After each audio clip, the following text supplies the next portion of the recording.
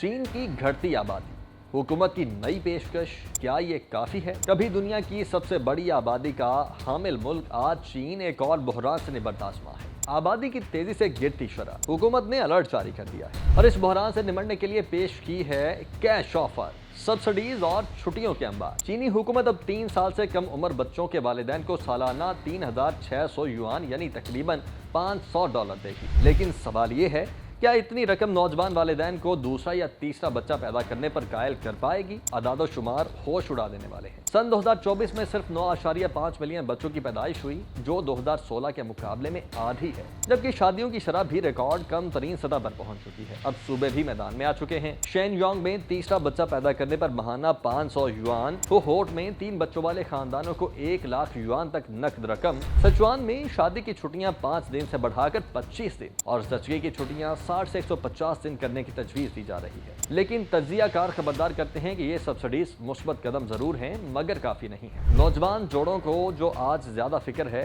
वो करियर की, अखराजात की और मुस्तकबिल की है। जैसा कि एक माँ ने कहा है, एक बच्चा मैनेजेबल है, 2 हुए तो माली दबाव बढ़ जाएगा। तो क्या ये नई पेशकश चीन की गिरती आबादी को थाम सकेगी या ये भी सिर्फ एक वक्ती सहारा है?